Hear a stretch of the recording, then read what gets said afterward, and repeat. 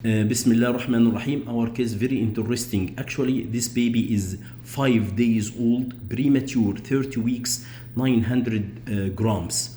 Admitted due to respiratory distress and early onset neonatal sepsis and connected to non-invasive mechanical ventilation, CPAP, beep 6 and FI2 was 30%. And feeding septic work taken, started antibiotic, and also feeding protocol started. At 5 days old, start the baby having bilious vomiting with mild abdominal distension, but the abdomen soft and lax, and the baby passed stool. So our impression from the history and examination, this is late onset neonatal sepsis. Most probably it's necrotizing enterocolitis or neck or septic ileus or paralytic ileus. Immediately kept the baby in PO, NGT free drainage, and normal saline resuscitation or IV fluid, and non-specific antibiotic started ampicillin oxacillin, because this is late onset sepsis. Depend on your guideline. Early onset sepsis will be ampicillin gentamicin. Late it will be ampicillin oxacillin. And also we notify the surgeon. No need to call him to come, but at least to notify if there is happen at night perforation of the baby deteriorate. So at least he is notified.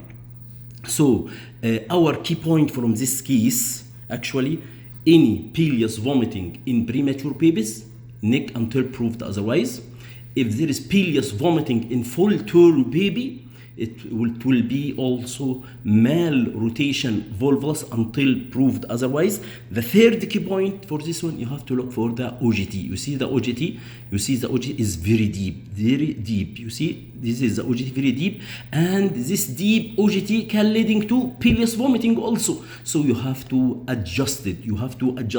But don't actually overestimate or underestimate the necrotizing enterocolitis. So this one you have to adjust it, and after you adjust, maybe the baby doesn't have the bilious vomiting. The fourth key point in this case, the baby in non-invasive CPAP, so can lead to belly CPAP. It will be abdominal distension like this one. You show the stomach looks like gastric outlet obstruction, and this you have to put it in your mind. Sometimes the baby having distension due to CPAP belly. And put in your mind the fifth key point in this case, any baby having bilious vomiting, to have to give him NPO, NGT free drainage, normal saline, septic work up, and started antibiotic. Notify the surgeon.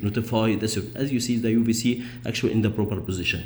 So we have to do abdominal X-ray, AB and lateral, looking for air under diaphragm. Sometimes having perforation, and you have to look for this one, pneumoperitoneum or something like this.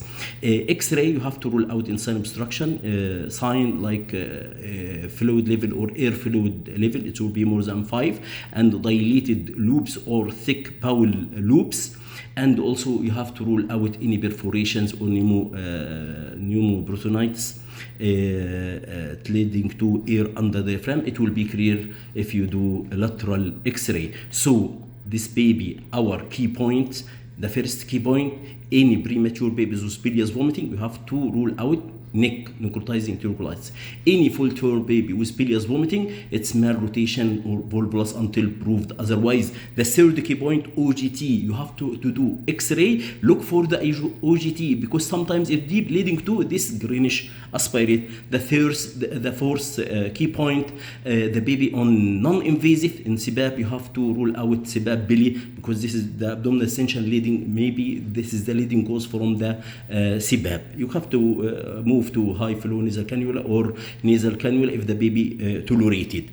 And the fifth key point from this case, actually you have to start your management NPO, NGT free drainage, normal saline or IV fluid resuscitation, septic workup, started non-specific antibiotic, ampicillin, oxacillin, and you have to notify the surgeon. Not to come to assist the baby or something, because sometimes maybe having perforation, and you see him sometimes having portal gas is don't have portal gas in necrotizing enterocolitis. If the X-ray, it will be intramural gas. It will be here. It will be in this area in the ileum. It will be in the ileum. ومن أحياها فكأنما أحيا الناس جميعا. شكرا. سلام عليكم.